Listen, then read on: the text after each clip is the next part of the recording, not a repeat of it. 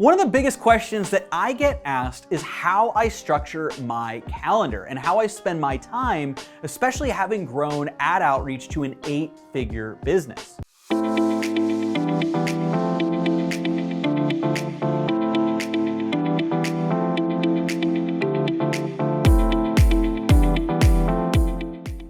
Now, if you're not familiar, my name is Aleric and I run ad outreach. We train companies and businesses in YouTube ads, video marketing, and omnipresent retargeting, basically everything advertising and video marketing. So first off, before you can structure your calendar, before I get into what my calendar looks like, you also need to do something called a time audit. You need to know, where am I at now and where am I looking to go? Because before you can build out a roadmap of what your ideal calendar looks like, and it's gonna be different for everybody, you need to take a look at what your current calendar looks like right now. Now, the way to do this is to actually do a 1-week time audit.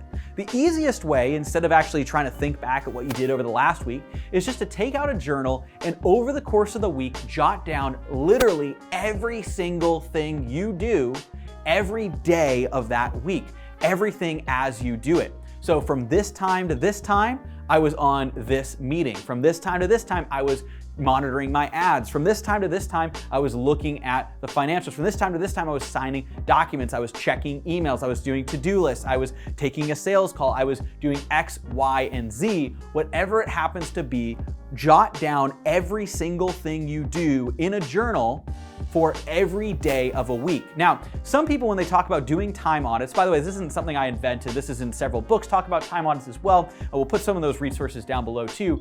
But what I wanna do is talk about the way that I've done it and the way that I recommend doing it. So a lot of resources talk about just doing a day time audit. I don't like a day time audit because you do different things every single day, right?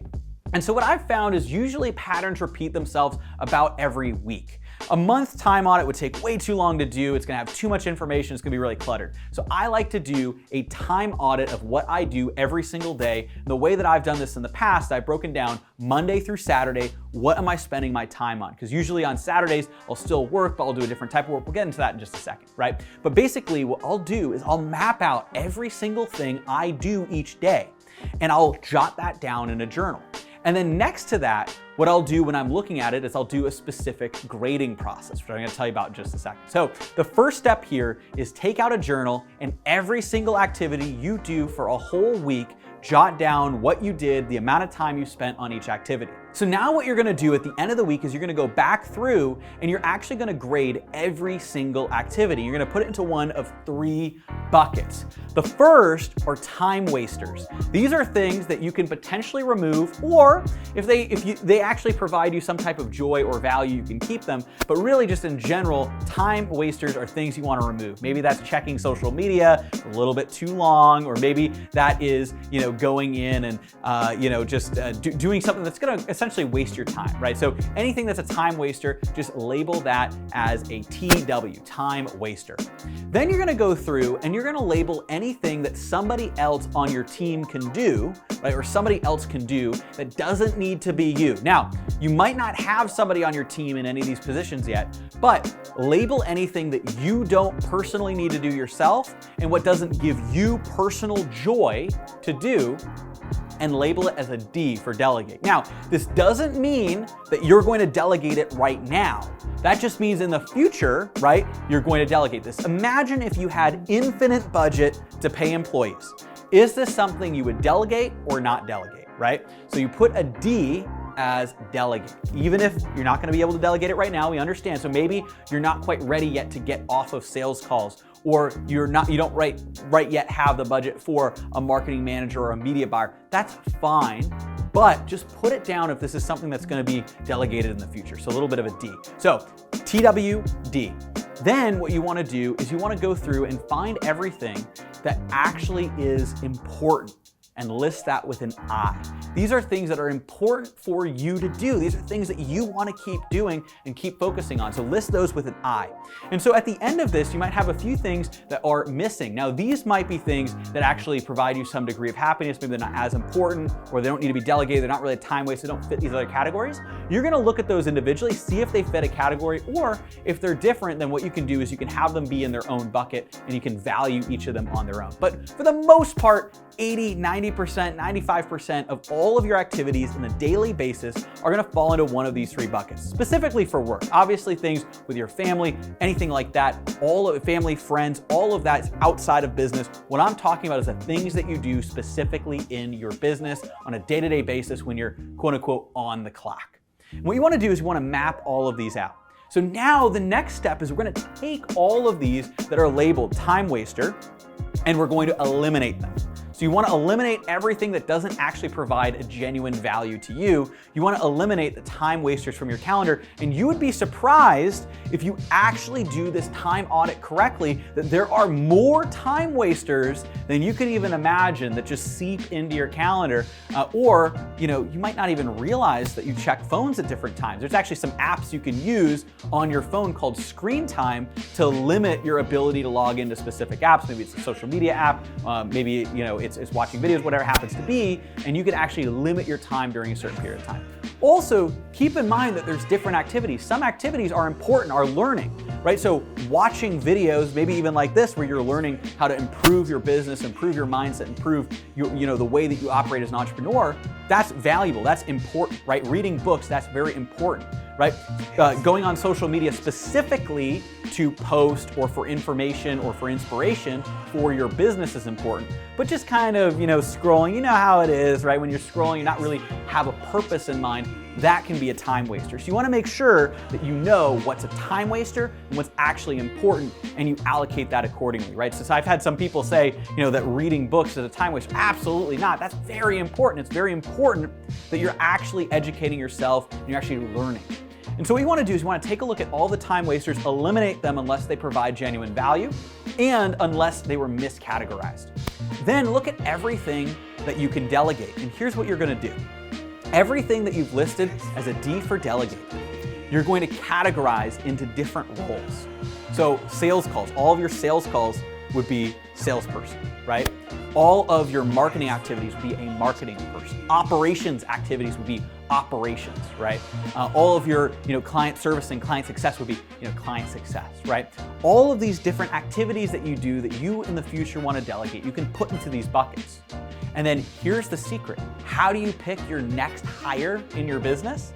All you have to do is look at which bucket has the most tasks. So if you are on literally dozens and dozens and dozens of sales calls, and you have all of these, and remember, it's not just sales calls in general is what you put there. Put every single one you did in that week. So maybe you've done 24 sales calls, right? You would put all of those sales calls there, and that's, like especially as a business owner, that's a lot. For a salesperson, that's not as many, but like for a business owner, that's a lot. So you'd put all of those in that category. You say, wait a second, I need a salesperson ASAP. If you have a lot of marketing activities, you might realize, wait a second, I need a marketing person ASAP. A lot of operation activities, I need an operations person. So you could have a few in client success, a few in, let's just say, a few in marketing, but a lot of sales calls. You now know that this is the hire you need to make because you have more activities in this specific area. So when you do this exercise, it'll actually show you what your next hire is, and then you delegate all of those tasks. Now, here's one thing that's really important is you want to make investments based on where you want to be in the future, not where you are right now. And I'll make a whole video on that later on the channel, so stay tuned for that. Be sure to subscribe, turn on notifications. I'll talk a little bit more about that if that resonated with you. But you want to make investments based on where you want to go, not where you are right now. So I highly encourage you, if you have one of these categories that has a lot of different tasks you need to delegate, make that hire. You are ready. If you have that many tasks, you are ready for that hire, because imagine when that's taken off of your plate, how much more productivity you can have as an entrepreneur and business owner, right? One of the best investments you can make is in your team, and you do that by investing specifically in your different team members. So you want to make that investment. So in terms of that, now what you've done is you've eliminated time wasters and you've at least delegated a portion of your task. Usually what you'll find is it's lopsided a little bit. You'll find one of these categories, usually it's sales, marketing, operations, or client success. One of these categories has a lot of tasks. You can make that hire right away, right? I encourage you to do that. You might make a couple hires, right? Depends on your business, the position where you're at, what you're looking to do. You might make a couple hires as well. but at least one hire. I highly encourage you, if you have all of those tasks you can delegate, make the hire, because it's gonna free up time for you to focus on the important tasks that you really need to do. So now, at this point, your entire calendar is comprised of this. It's comprised of important tasks, all of your important tasks that you're passionate about that you need to do as the entrepreneur, as the business owner, and all of the delegatable tasks that you have not yet delegated. But those are still listed with a D for delegation so that you'll be able to delegate them in the future when you have more budget for payroll and more people that you can hire, right? So that's something that you're gonna keep that in the back of your mind, but still somebody needs to do them. Now, you could also theoretically delegate that to somebody else on your team. One great way that you can do this too is by hiring an operations person that can wear many different hats. That's something I did early on. Julia, our head of operations, wore many different hats early on. So did I, of course, in the team as well. But it's one of those things where you could hire somebody to be a right-hand person on your team that can wear a lot of different hats. You can also we've got other team members that do a lot of different things as well. So you don't have to just hire one specific person. You can hire somebody to be able to delegate more tasks to them that are delegatable. So now you're left with all the tasks you need to do, mostly important tasks and some tasks that you're gonna delegate in the future. Now, what I wanna talk about is how to actually structure your calendar. This is what I alluded to earlier. So your calendar is going to depend individually on yourself. I'm gonna break down my calendar in just a second. I know many of you clicked here to watch that to see how I actually structure my calendar and how I run my days day to day. But again, it's gonna be different for every person. But here is the biggest secret that I have learned over the last several years that has been an absolute game changer in increasing my productivity, and that is eliminating switching costs and batching my activities together. So the next step that you need to take, this was a game changer for me, is categorize all of those different tasks into up to 10, between 5 and 10 different types of tasks. So you might still be on sales calls. They might be sales calls, right? Maybe it's client success, the things you're doing for your clients, meetings that you have internally with your team, external meetings, right? Internal meetings and external meetings for me are different, very different energy there, right? Content production, I know that's a big part for me. I'm literally doing this right now. When I break down my calendar, I'll tell you the specific day of the week that I have for content production, producing videos just like this, right? Also breaking down not just your content production and your team, but also breaking down some of the different things that you do in terms of thinking, right? Higher level thinking, making sure that you give yourself time as a business owner to think about those strategic decisions that are gonna move the needle in your business. So without further ado, what I wanna do right now is break down exactly what my calendar looks like. So now I'm gonna break down what my calendar looks like on a day-to-day basis every single week. Remember, this is gonna depend on your business, so make sure you apply this to your own business. So I'm actually gonna be breaking down each day what it looks like. Now, every day I do start with my morning routine, my morning formula to get ready for the day, visualize my goals, and actually get inspired and ready to go. Once I do that, what I'm able to do is break down my days into usually 2 sections per day. So that's why I said up to 10 different sections that you can have. And I do something special on Saturdays, I'll break down in a second, but I like to break it down into roughly these blocks of time, right? Before and after lunch on a particular day. So the way that I structure my day is every morning, that's when I get excited, I get energized, I get ready to go. I do some learning, right? So I read, I look at different, sometimes I listen to podcasts, I watch different videos, I get inspired and ready to rock for the day. Once I do that, each day is a little bit different. So Mondays, the Monday morning is all about getting the team ready to go. I have multiple meetings with each of my teams. I've got my sales team, marketing team, executive team. I have some of my other team meetings a little bit later. I'll talk about those in a second, right? But those are a couple of the teams that I touch right at the beginning of the week to get the teams fired up and ready to go. So I have several different team meetings that I partake in on Monday mornings, also our sales management meetings, several different meetings that we all have with our team right there in the morning.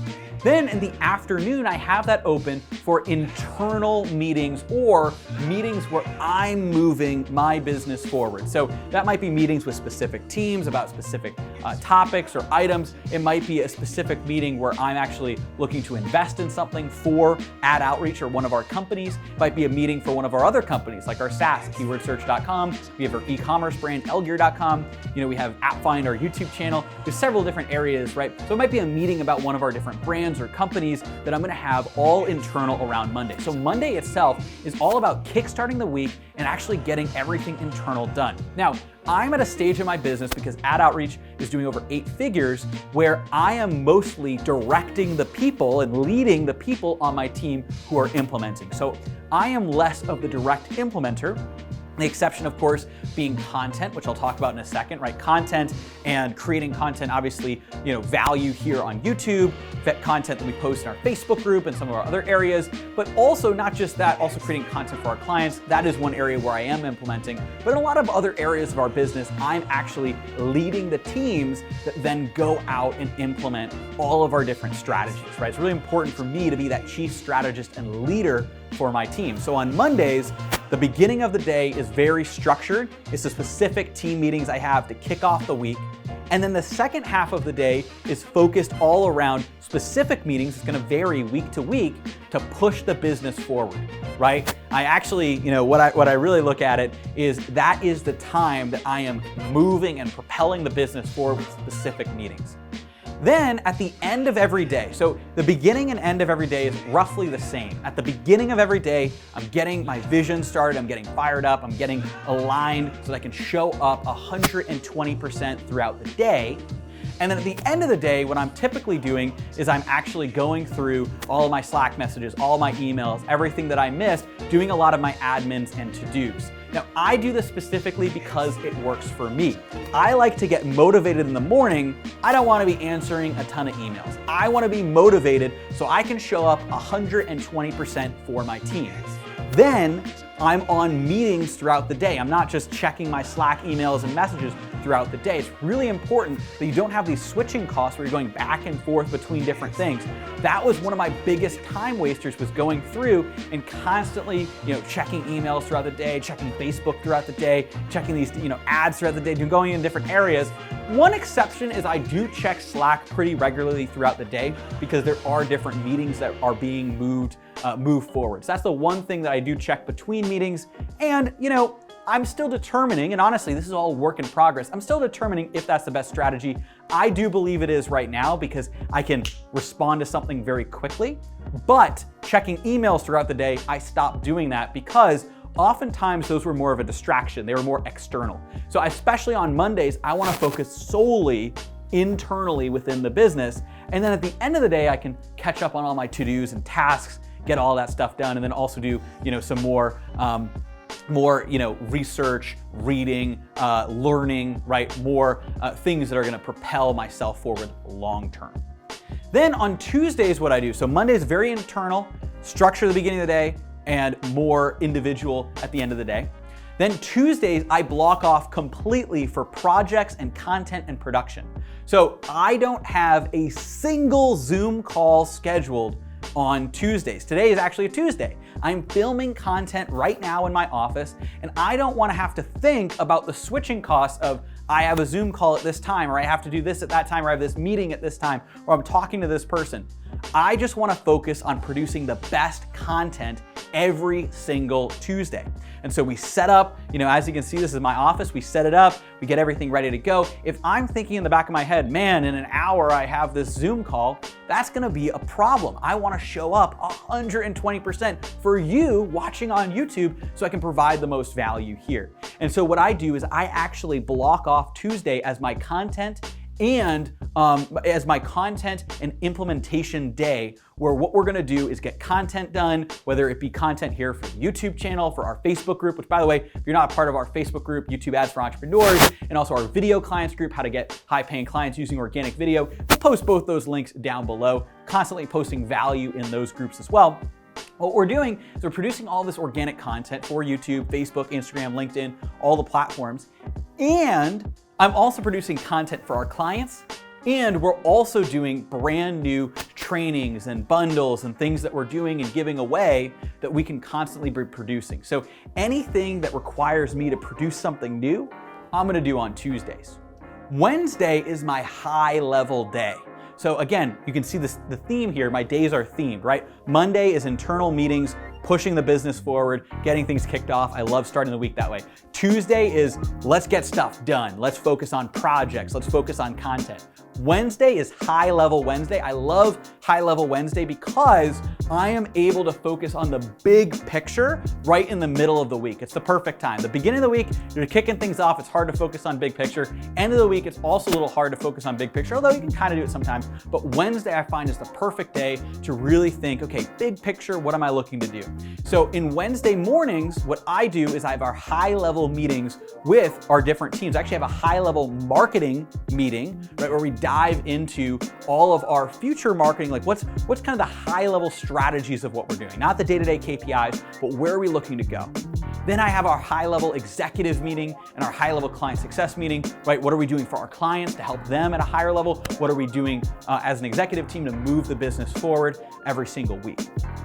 Then after that, after lunch, I actually have time blocked off for higher level thinking, where what I am doing is I am looking at what I can do and what our business can do to really evolve and move forward and innovate. So I actually block off this higher level thinking time. It's from reading the book, The Road Less Stupid by Keith Cunningham. It is a fantastic book. Probably post the link down there below as well. And so in that book, it talks about actually taking time to think and ask yourself questions about your business, your challenges, your problems, your opportunities, so that you can actually focus and work on the business instead of in the business, right? So a lot of us are just doing, thing to thing to thing instead of looking at, okay, the big picture, what am I looking to do?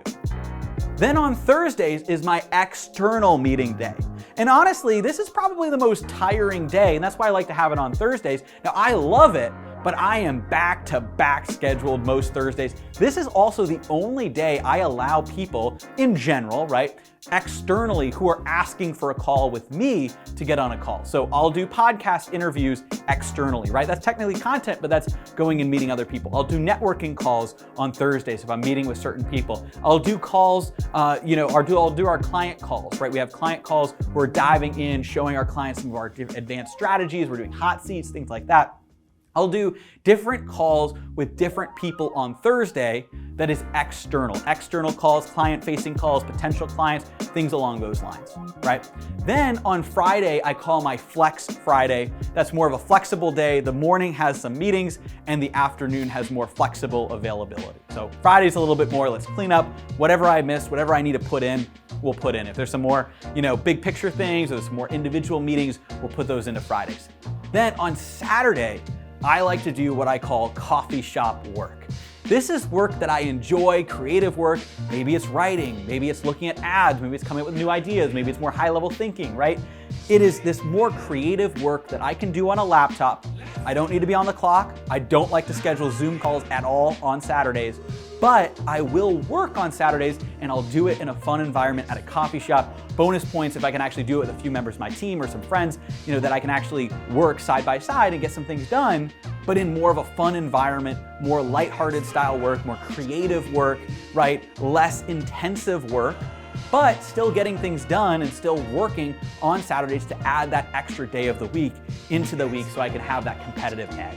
And then in general, I do like to take most of Sunday off as well. And so that's one of those areas where I can recharge, I can connect, I can have Sunday to myself, and then I'm gonna be able to go right back in. Although Sunday night, what I like to do is actually plan out my week. That's something that I learned is really to be productive. You wanna plan the week in advance. So I like to take a look Sunday night. What does the week ahead look like? Make sure it's all lined up exactly as I want it to be. And I do a little bit of planning for the week ahead on Sundays. So that is how my week looks like. That is how I have grown. Now this is ever evolving, so maybe we'll do an update in the video. If this has changed, I'll keep you up to date. And I would love to hear what your calendar looks like. Let me know in the comments below. But the big thing that I would recommend, the keys here, is to do a time audit, decide what you need to delegate to other people, what's time wasters and what's important, right? Look and hire people that you're looking to delegate, right? So if you have a lot of tasks you can delegate in a specific area, hire somebody. If it's all spread out, I'd recommend hiring an operations person because they can take a little bit off the top of everything. And then what you can also do is look at and clump all of your different tasks together to do similar tasks all at the same time. Break those up into specific days. I like to break the day into morning and afternoon, right? Figure out what the theme of each block of time is, that 4-hour block, morning, afternoon. Figure out what that block of time is, and then map it out on your calendar. And this is going to make you so much more productive. Now, I'm not gonna say it's necessarily gonna make you 10 times more productive, but honestly, this can make you 2, 3, 4, maybe even 5 times more productive if you implement it the right way. You can eliminate time wasters. You can eliminate switching costs. You can delegate out tasks, focus on high-level activities, actually maximize your time with tasks that are all related so you don't have to switch between different things. This is gonna give you so much more time and so much more productivity in your business. I hope you found this valuable. Be sure to subscribe, like the video, share the video with somebody else who needs to see this as well. And if you're interested in anything we talked about in the video, you're interested in leveraging YouTube ads in your business, right? If you're like, hey, how am I gonna hire that person to delegate? Well, maybe you need more cash flow coming into your business. Maybe you need YouTube ads. Maybe you're saying, hey, I'd love to have so many sales calls. I need to hire a salesperson. Well, YouTube ads can help you with that. So if you're interested in learning YouTube ads or video marketing, how to grow a YouTube channel just like this to land high-paying clients, you don't need to have a massive channel. You just need to have the right people watching you. We'll show you how to land high-paying clients using organic video. All of those links will be right down there in the description, and I'll see you on those trainings. Thanks so much for watching, and I'll see you later.